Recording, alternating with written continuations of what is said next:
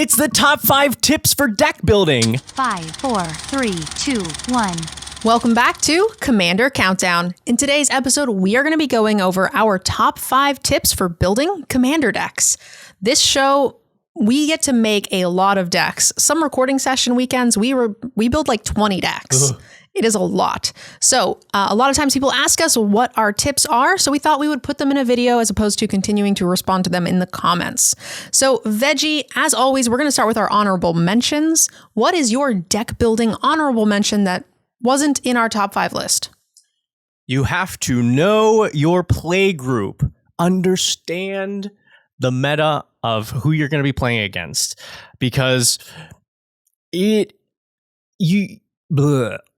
there are a lot of things that can restrict or open up that make deck building a lot easier. Generally, the people that you're playing with, you're going to know the power level that they're playing at. So that helps you to decide what kinds of cards to add to your deck, regardless of what it is that you're building. Or if you know that certain players are playing different kinds of decks, cards that generally might be good aren't going to be particularly useful against those people. Yeah, I think your play group goals is really important here. Like, is everybody super sweaty and trying to win?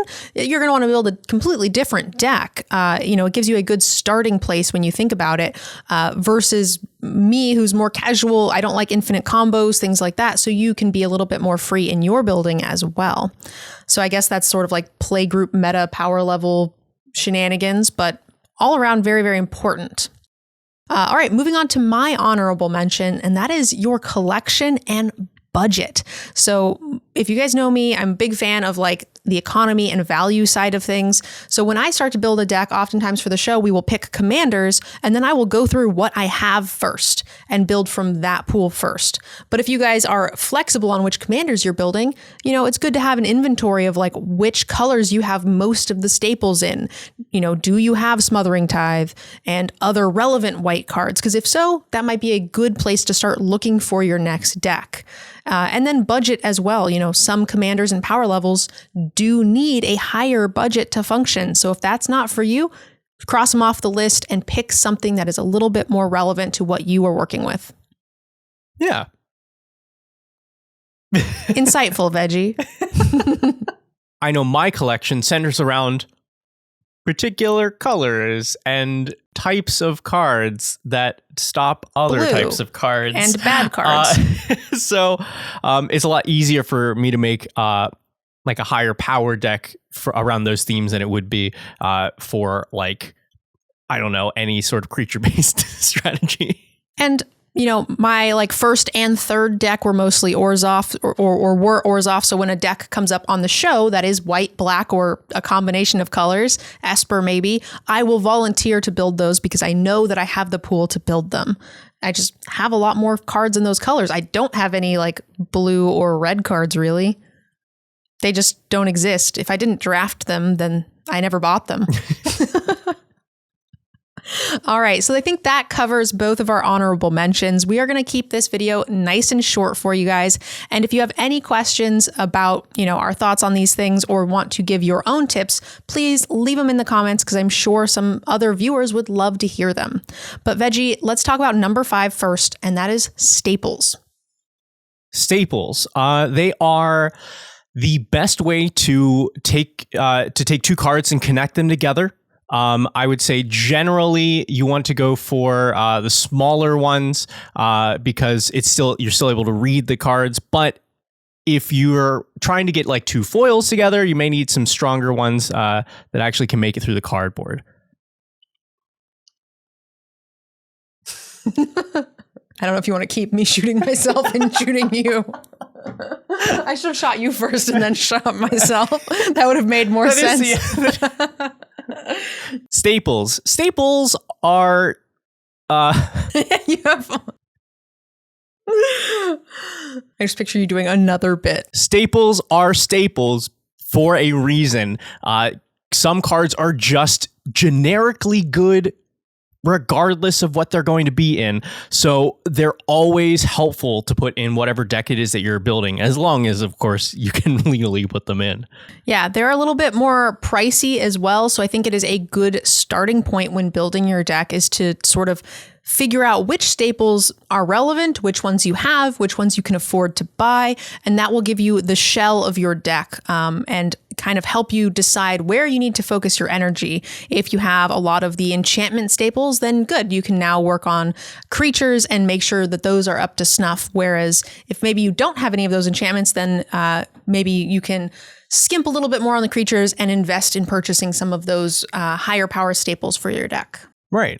And like, also, depending on what colors you're in, the staples for those colors often cover a particular area of deck building much better than others. So like if you end up in white, then some of the staples like Swords of Plowshares and Path to Exile, you know that some of the removal is covered, so you don't have to think about that so much. Or, you know, if you're going into say, I don't know, red, then you've got like Blasphemous Act and some other like board clear or creature clearing effects, so you don't have to worry so much about that. That's true. Each color kind of does have its own set of staples that focus on something very specific to that color. So it is a great place to start and help you build out one portion and then move on from there. Okay, let's go ahead and move on to our number 4, and that is ensuring that you have ways to finish the game or win conditions. I forget this all the time. This was like my biggest weakness, especially early as a deck builder. It was just like, great, I've so much synergy, and like, but if I get these things together, then it does this, and it's like, great. The thing that it does is like draw me 50 cards, and like, that's it. And those 50 cards don't have a way to win within them. Right. You know, I think there was an episode recently where you were having trouble shutting down a game. I don't remember that. So, you know, more than once, actually. But I played a game with you where you went infinite and drew your whole deck and couldn't end. Yeah, so I count that as a win in my heart. That happened in real life. So yeah, that I think having set ways to answer the question, how do you win? For me, that just tends to be, you know, valuing my opponents and getting good creatures on the board. And, you know, my stuff is very generic, but it could also be combos. It could also be heavy hitting ending creatures like Crater Hoofs or the new Moonshaker Cavalry. Things like that are very game endy. What else you got? Yeah. I mean, I'm just thinking of yours too, because like, yeah, you'll generate a lot of value with individual things, but then it tends to be, oh, you've got this large board, and then you use that, like, well, Marionette Master was a big finisher that is not in the same way as like Crater Hoof Behemoth. Yep. You know, it could be literally a win the game spell. Like Felidar Sovereign or Happily Ever After is a cute like. Please, if one of you has pulled off a Happily Ever After win in Commander, you need to let us know, because I think that is both like a bucket list item. Oh, I need it. I've pulled it off in Constructed. It was a challenge for my viewers on Twitch, so yes. So it's definitely possible. Like particular cards will help you to turn your advantage into a win, and those are the things that you need to make sure do exist. So when someone asks the question, "How does this deck win the game?" How many answers do you want? I would say like 3, and it doesn't need to be like a specific card that wins the game, but it's like, oh, you know, Shieldred will just win the game over time. I have ways to make my opponents draw cards, you know, that can win a game. Right. It could be a 2-card combo. It could be tutoring up something with a massive ETB effect that drastically changes the board state. Or it can just be, I'm going to go wide and I'm going to overrun. Yeah, overrun could be a great one. So my answer would be probably like, I would like 3 scenarios in which my deck wins the game, probably would be my suggestion. Scenarios, yes. I think I've probably overcorrected too far at this point, and I will put at least like 6 cards that are, this is a way to win with this card. And then he forgets to put those in anyway. Yeah. All right. So now we've got our staples, we've got our win conditions, and now we just need to look at the deck's general curve and fill in the rest of the cards to make that work. Mm-hmm. Yeah, because you have your plan now. You know what your deck wants to do and how to win the game, but you have to make sure that you have things that you can do along the way that all contribute to that. It's not all those finishers now that you've overcorrected for. So this is filling in your creatures. Let's say all of your finishers were Crater Hoofs and you have these massive top end creatures. Well, you still need something to play before you get there. Mm-hmm. You want to be making sure that your creatures and your instants and sorceries all work so where you have plays early, middle, and late. Also, making sure it's not too far in the other direction where you're like, okay, I have a ton of 1 mana spells, and so I'm always going to have something that I can do early. You know, here's my preordain and my opt and my portent and everything.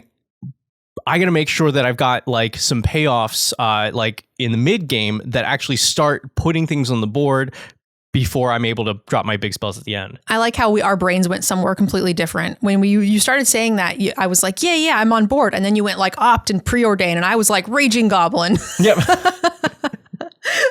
Very different mindset here. But yeah, either way, you don't want that many late game one drops coming into play. So making sure that curve is solid is really important. And I think that is important for 60 card formats, for limited, and for Commander. And it's really easy for that to get lost in Commander because it's usually something I look at very heavily when building my sealed pools. But not something I look at very heavily in Commander, and I go in at the end after the deck is built, and I'm like, whoa, this is incorrect, and I have to start making some adjustments. Yeah, and don't forget, it is called the mana curve for a reason, because now this is a very general statement, but for the most part, you want your curve to, let me make sure I do this correctly for the way that you're going to see this on screen. Your curve goes like this, where you have the most things are what is in the middle. So like your average cost, you have the most of those. You have slightly less of the very cheap things and slightly less of the very expensive things, because you don't want to get the little things late, but you don't want to get the expensive things early. Absolutely. So now that we've talked about our curve, how does that apply to our number 2? And that is building a good mana base. So based on that curve, you're going to have either a lot of expensive things for a deck or maybe less. And that will determine how many lands you want, how much ramp you want, how many mana rocks you need. Veggie, tell us a little bit about mana base and your experience. One, you're not running enough mana. He tells me that about every deck I play. Every deck. Well, no, not mana, rocks. He tells me I'm never running enough rocks. I'm a big supporter of being able to play your stuff. I would say the average Commander player and NerdGirl are running too few lands and too few ramp spells or rocks. You don't know me. I default to 38 lands in a deck. I default to probably 34 to 36. And then some rocks that you always say are not enough. Yeah, 38 lands is my like 17 lands in a draft deck. It's like, sure, you are going to adjust depending on your deck, but like that is my standard. I'm going to start there at 38 lands, and then as far as ramp goes, like you of course you're going to have your Soul Ring, Arcade and Signet, but like probably at least like 5 to 8 more pieces of ramp. Okay, so I have those 2 and then probably like 3 to 4 more. Yeah, so I don't have enough, but I play casually. My friends aren't that fast. It's fine. And also the 34 to 36 is my starting point. If I'm playing like, some big heavy idiots, I will go up to like 38 or whatever, but I usually won't go below 32 either. Yeah. Well, here's also a good point for considering as well. We talked a little bit about know your play group, know your power level.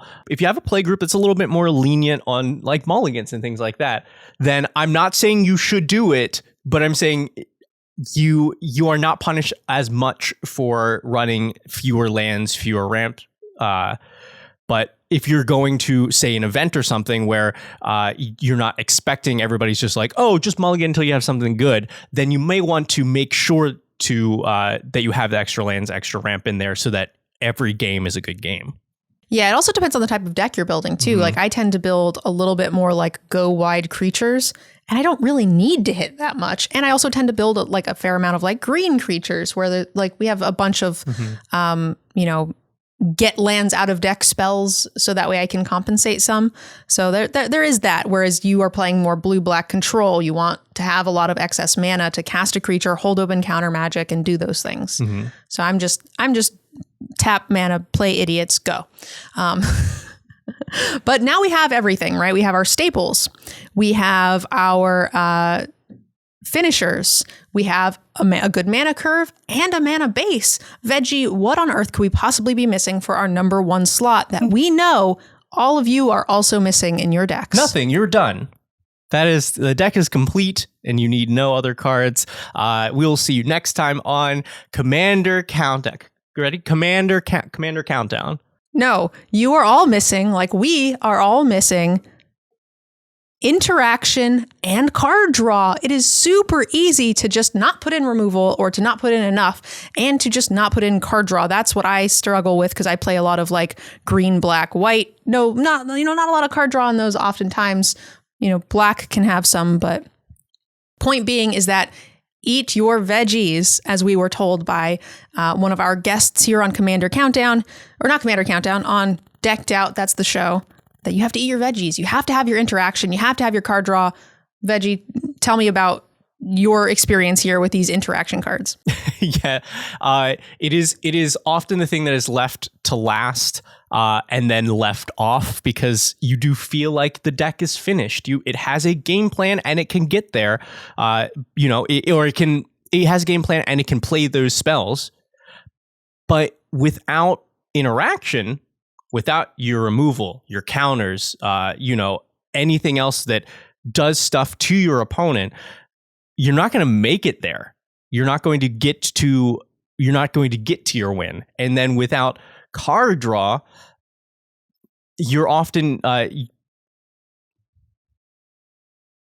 card advantage is very good. Value. You need to get to your finishers. You need to be able to just more than one one for one your threats. It is too easy to look at cards you own and to look at EDHRec and be like, this card's dope. This does exactly what my commander does. This has high synergy, and then by the time you're done, you have a 100 card deck or 110 card deck and you need to slim it down. And you completely overlooked all of the important things that stop your opponent from doing the exact same thing. We are not playing 4 versions of Solitaire here, seeing who can get their game plan on the table first.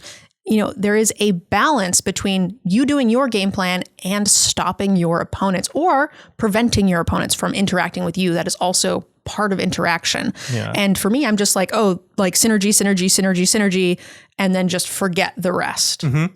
And trust me, I know it is so hard to have like all of your stuff laid out in front of you and to then have to pick what things, because by this point, you've certainly got more than your 100 cards. You can always cut one of those like identical synergy pieces. You can always cut like one creature that is the same thing as this other creature, or 2 lands. Don't do that. You can maybe cut one. But 2 or 3. You will end up with a lot of redundancy at this point, or particular cards where you're like, but like in this one scenario, it would be really good. That you don't need that. You don't need that. Keep it in. Cut the lands. Okay, so I think we have all of our deck now, right? We have our staples taken care of. We have ways to close out the game. We have a solid curve, a solid mana base, and we have interaction for our opponents and also just protection stuff for our own interactions for our own deck. I think that is it for our top 5 tips for helping you guys build solid, well-rounded commander decks. That's right. Now throw it all out the window and just jam all of your pet cards. Don't worry about anything. Are we talking about the Niflheim's? Yeah, pretty much. All right. Slam all your Heffalumps and your Homerids. I remember our conversations, Veggie. Okay, guys. Thank you so much for hanging out with us. That is the end of our top 5 tips for you to help build some decks. Don't forget to leave us a comment down below in the comment section with your tips that help you deck build, because I'm sure they will be useful for other people. And we'd also like to thank our sponsor for this episode, EDHRec. That's all for now. Make sure you play 38 lands in your deck. We'll see you next time on Play Commander 32. Countdown.